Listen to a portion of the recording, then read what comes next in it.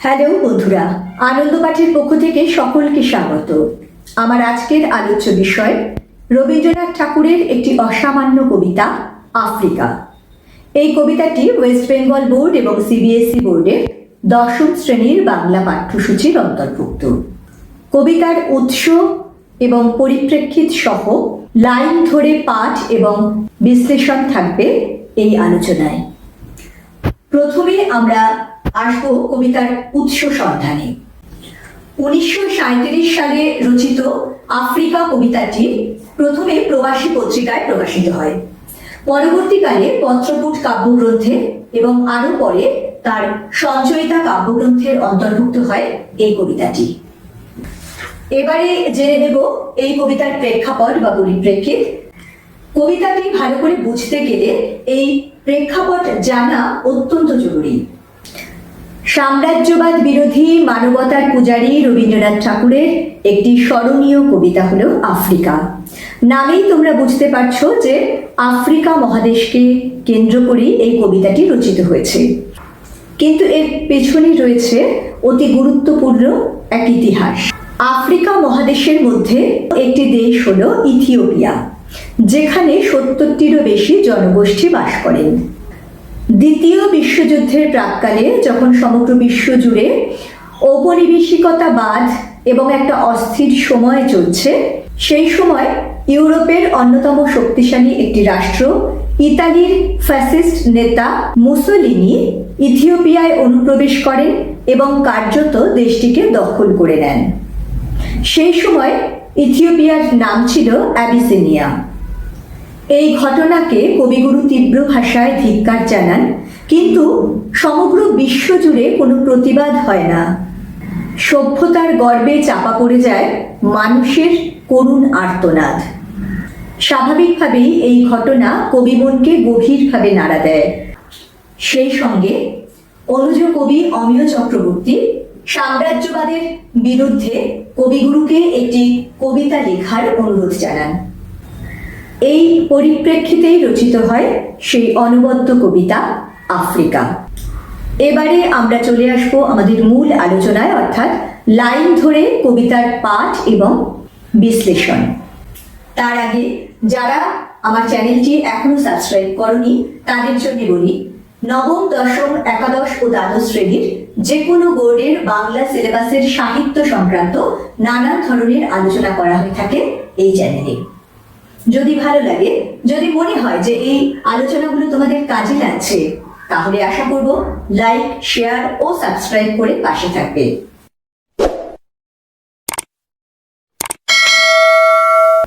চলে আসছি কবিতার পাঠ ও আলোচনায়।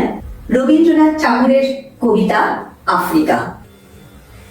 উদ্ভ্রান্ত সেই আদিম যুগে স্রষ্টা যখন নিজের প্রতি অসন্তোষে নতুন সৃষ্টিকে বারবার করছিলেন বিধ্বস্ত, তার সেই অধৈর্যে ঘন ঘন মাথা নাড়ার দিনে রুদ্র সমুদ্রের বাহু প্রাচী ধরিত্রীর বুকের থেকে ছিনিয়ে নিয়ে গেল তোমাকে আফ্রিকা। নানান গবেষণা ও পরীক্ষা নিরীক্ষার পরে আজ আমরা জানতে পেরেছি আদিম যুগে পৃথিবী ছিল অশান্ত। সেই সময় সবকটি মহাদেশ ছিল একটাই ভূখণ্ডের অন্তর্গত। এরপরে নানান ভূতাত্ত্বিক পরিবর্তনের ফলে একে একে বিভিন্ন মহাদেশ মূল ভূখণ্ড থেকে বিচ্ছিন্ন হয়ে যায়, গড়ে ওঠে এক একটি স্বতন্ত্র মহাদেশ। এই বারবার রদবদলকে কবি স্রষ্টার নিজের প্রতি অসন্তোষে নতুন সৃষ্টিকে বারবার বিধ্বস্ত করার সঙ্গে তুলনা করেছেন। সেই অশান্ত সময়, সেই অসন্তোষের দিনে রুদ্র সমুদ্রের বাহু, সমুদ্রের উত্তাল জলরাশি প্রাচী ধরিত্রীর বুকের থেকে ছিনিয়ে নিয়ে গেল তোমাকে। প্রাচী কথার অর্থ পূর্বাঞ্চল। পূর্বাঞ্চল থেকে আফ্রিকার মূল ভূখণ্ডকে সমুদ্রের স্রোত দূরে সরিয়ে নিয়ে গেল, গড়ে উঠল একটি স্বতন্ত্র মহাদেশ। প্রসঙ্গত এখানে বলা যেতে পারে যে মনে করা হয় প্রাগৈতিহাসিক যুগে ভারতবর্ষ ও আফ্রিকা পরস্পর সংযুক্ত ছিল। বাঁধলি তোমাকে বনস্পতির নিবিড় পাহারায় কৃপণ আলোর অন্তঃপুরে। এই যে আফ্রিকা মহাদেশ, এর বিস্তৃত অংশ জুড়ে রয়েছে গভীর অরণ্য। সেই বিশাল অরণ্যের নিবিড় বনস্পতি, অজস্র হিংস্র বন্য প্রাণীতে ভরা বিপদ সংকুল দুর্গম এই ভূখণ্ডকে একটা স্বতন্ত্র রূপ দান করেছিল।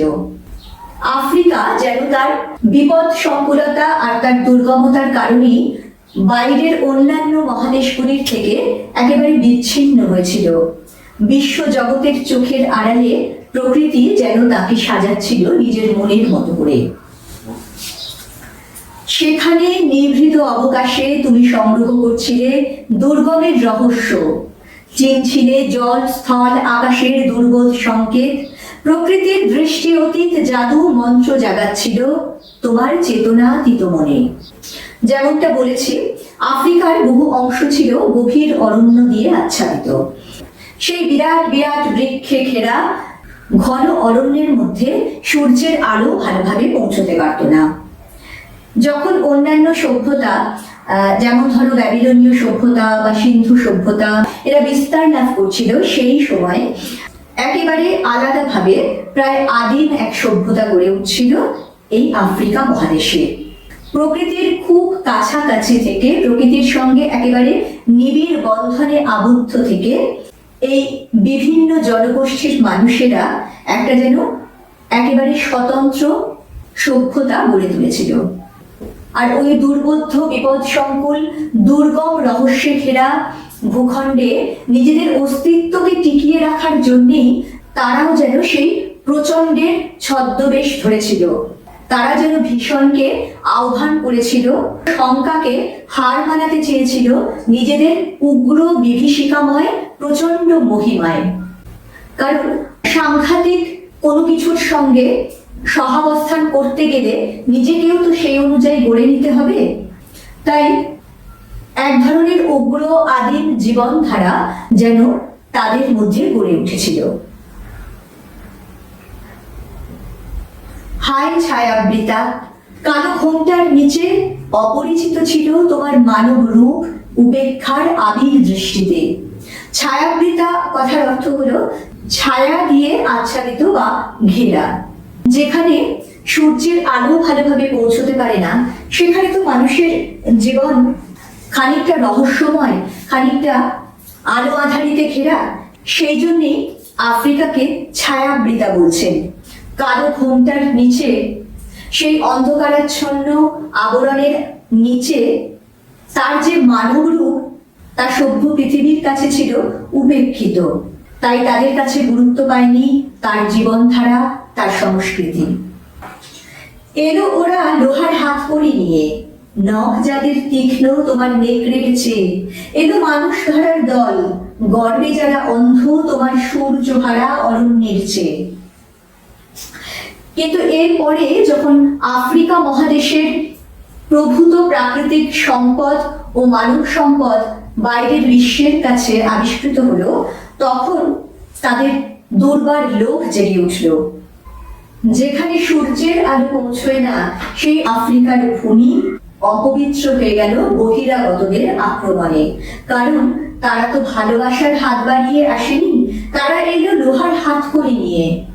একটা সময় আফ্রিকার এই মানুষগুলিকে কৃতদাস হিসেবে বিভিন্ন দেশ চালান করে দিত, বিক্রি করত নিজেদের মধ্যে। সেই ঘটনারই ইঙ্গিতে কবি এখানে বলছেন ওরা এলো লোহার হাত করে নিয়ে। তাদের অত্যাচার, তাদের হিংস্রতা এত ভয়ানক, তথাকথিত সভ্য মানুষের এই নিষ্ঠুর নির্দয় রূপ, যাকে কবি বলছেন নখ যাদের তীক্ষ্ণ তোমার নেকড়ের চেয়ে। বলা হয় বন্য প্রাণীদের মধ্যে অন্যতম হিংস্র প্রাণী হলো নেকড়ে। সেই নেকড়ের চেয়েও এই সভ্য দেশের মানুষের দল আরো বেশি হিংস্র, আরো অনেক বেশি নিষ্ঠুর। তথাকথিত সভ্য দেশের এই শাসকেরা সভ্যতার গর্বে অন্ধ, এতটাই অন্ধ যে অন্ধকার আফ্রিকার ওই সূর্যহারা গহীন অরণ্যের অন্ধকারকেও হার মানিয়ে দেয়। তাই কবি বলছেন গর্বে যারা অন্ধ তোমার সূর্যহারা অরণ্যের চেয়ে। সভ্যের বর্বর লোভ নগ্ন করলো আপন নির্লজ্জ অমানুষতা। তোমার ভাষাহীন ক্রন্দনে বাষ্পাকুল অরণ্য পথে পঙ্কির হলো ধূলি তোমার রক্তে অশ্রুতে মিশে। এই সাম্রাজ্যবাদী বর্বর শাসকেরা তাদের লোভ এত সাংঘাতিক যে তারা নির্মম ভাবে একটা মহাদেশের উপরে লুণ্ঠন চালাতে লাগলো, অত্যাচারে অত্যাচারে জর্জরিত করে দিল সেই দেশের মানুষকেই। ভূমিপুত্রদেরই সেখান থেকে উৎখাত করে নিষ্ঠুরতার চরম নিদর্শন রেখে নিজেদের নির্লজ্জ অমানুষিক রূপ জগতের সামনে তুলে ধরল। তাই বলছেন নগ্ন করলো আপন নির্লজ্জ অমানুষতা। তোমার ভাষাহীন ক্রন্দনে দেখবে যখন প্রচন্ড যন্ত্রণা, প্রচন্ড কষ্ট, প্রচন্ড অত্যাচার মানুষের উপরে চলে, তখন সে গলা খুলে বিলাপ করতে পারে না, সে বাকরুদ্ধ হয়ে যায়। শুধু নীরবে অশ্রুবর্ষণ করা ছাড়া আর কিছু তার উপায় থাকে না। তাই বলছেন তোমার ভাষাহীন ক্রন্দনে বাষ্পাকুল অরণ্য পথে পঙ্কির হলো ধূলি তোমার রক্তে অশ্রুতে মিশে। আফ্রিকার এই যে ভূমিতে সভ্য জগতের মানুষেরা পদার্পণ করলো এবং অত্যাচারে নিষ্ঠুরতায় সেখানকার মানুষদের জীবনকে অতিষ্ঠ করে তুললো, তাদের শরীর থেকে যে রক্ত ঝরলো, তাদের চোখ থেকে যে অশ্রু ঝরলো, তাতে পঙ্কির হয়ে উঠল আফ্রিকার মাটি। দস্যু পায়ের কাঁটামারা জুতোর তলায় বিভৎস কাদার পিণ্ড চিরচিহ্ন দিয়ে গেল তোমার অপমানিত ইতিহাসে। সময় তো সময়ের নিয়মে বয়ে চলে, কিন্তু এই যে সেখানকার ভূমিপুত্রদের প্রতি এই চরম অপমান, চরম লাঞ্ছনা, ইতিহাস তো তাকে মনে রেখেছে। ইতিহাস কিন্তু তার সাক্ষ্য দিয়ে চলেছে চিরকাল। সমুদ্র পাড়ে সেই মুহূর্তেই তাদের পাড়ায় পাড়ায় মন্দিরে বাজছিল পূজার ঘণ্টা। সকালে সন্ধ্যায় দয়াময় দেবতার নামে শিশুরা খেলছিল মায়ের কোলে। যখন তথাকথিত সভ্য মহাদেশের মানুষেরা আরেকটি মহাদেশের বর্তমান ও ভবিষ্যৎকে একেবারে ধুলোয় মিশিয়ে দিচ্ছিল, মানবতাকে লজ্জায় অপমানে লুণ্ঠিত করে তুলেছিল, তখন আবার তাদের নিজেদের দেশে তারা কিন্তু ঈশ্বরের সাধনায় মগ্ন ছিল। নিজেরা নিষ্ঠুরতা, নির্দয়তার সীমা ছাড়িয়ে গিয়ে সকাল সন্ধ্যায় দয়াময় দেবতার নামে জয়গান গাইছিল। আর তাদের দেশের যে ভবিষ্যৎ, তাদের দেশের শিশুরা পরম নিশ্চিন্তে মায়ের মমতায় বড় হয়েছিল। এইখানে সভ্য পৃথিবীর এই সুস্থ স্বাভাবিক জীবনের বিপরীতে এই যে রক্তক্ষয়ী অত্যাচার, তা যেন সভ্যতার অমানসিক জঘন্য রূপকেই ফুটিয়ে তুলেছিল। আবার দেখো পরের পৃষ্ঠায় এই স্তবকেরই শেষ দুটি লাইনে কবির সঙ্গীতে বেজে উঠেছিল সুন্দরীর আরাধনা। একটা সুস্থ সুন্দর পরিবেশে সে দেশের শিল্প সংস্কৃতি বিকাশ লাভ করেছিল, সঙ্গীতের মূর্ছনায় ভরে উঠেছিল সেই দেশগুলির আকাশ বাতাস। একদিকে তাদেরই দেশের বর্বর শাসকেরা অন্য একটি মহাদেশে কুৎসিত অত্যাচার চালিয়েছে, বর্বরতা ও অমানবিকতার চূড়ান্ত নিদর্শন রেখে চলেছে। অপরদিকে তাদের দেশে এই সঙ্গীতের মূর্ছনা যেন ঔপনিবেশিক দ্বিচারিতাকে, তাদের ভণ্ডামিকে ফুটিয়ে তুলেছিল।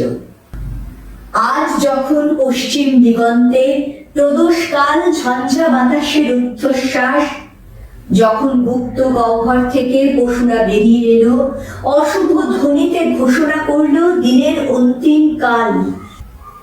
পশ্চিম দিগন্তে অর্থাৎ পশ্চিম যে দেশগুলি, তাদের সভ্যতার, তাদের মানবতার অবসান। তাই বলছেন প্রদোষকাল। প্রদোষকাল হলো সন্ধ্যা, যখন সূর্য অস্তগামী, তাদের মানবতার সূর্য অস্তগামী। সেই সময় গুপ্ত গহ্বর থেকে অর্থাৎ লুকিয়ে থাকা মানবরূপী পশুরা বেরিয়ে এলো আর অশুভ ধ্বনিতে ঘোষণা করলো দিনের অন্তিম কাল।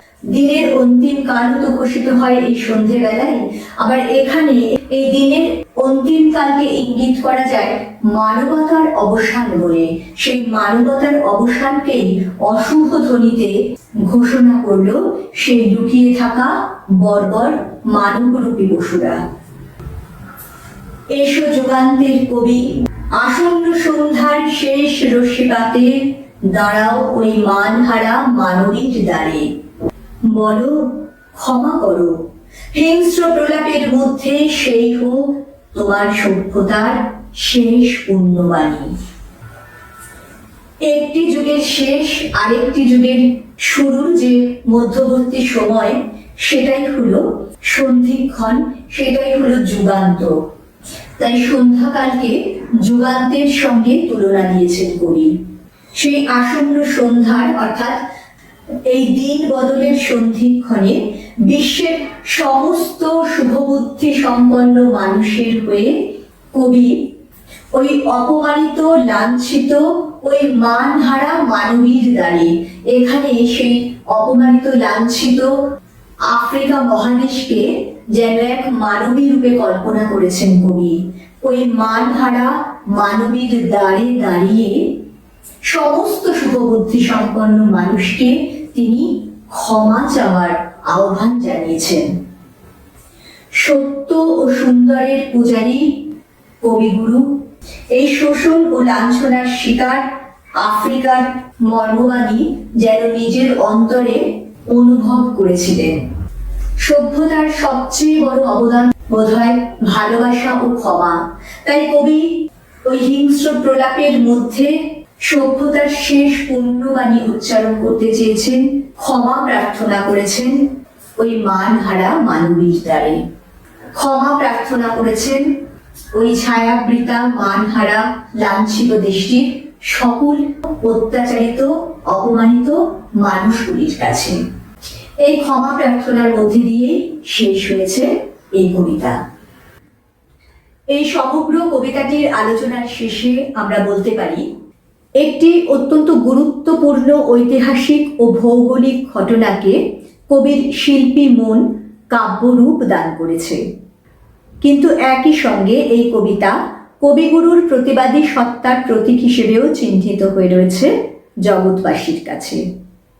মনে রাখতে হবে, এই কবিতার যে রচনাকাল, সেই সময় কিন্তু আমাদের এই ভারতবর্ষ পরাধীন এবং ঔপনিবেশিকতারই শিকার। তাই এই ঔপনিবেশিকতাবাদের যন্ত্রণা কবি নিজের জীবন দিয়েও প্রত্যক্ষ করেছিলেন। ঔপনিবেশিকতা ও সাম্রাজ্যবাদের বিরুদ্ধে তাই তীব্র ধিক্কার গর্জে উঠেছে এই কবিতায়। বন্ধুরা, পরবর্তীকালে এই কবিতার থেকে বেশ কিছু গুরুত্বপূর্ণ প্রশ্নোত্তরও আলোচনা করব। পরের দিন আরো একটি নতুন পাঠ নিয়ে ফিরে আসবো খুব তাড়াতাড়ি। সঙ্গে সঙ্গে নোটিফিকেশন পেতে চাইলে সাবস্ক্রাইব করে বেল বাটনটি অন করতে ভুলো না। আজকের মতো টাটা, ভালো থেকো সবাই।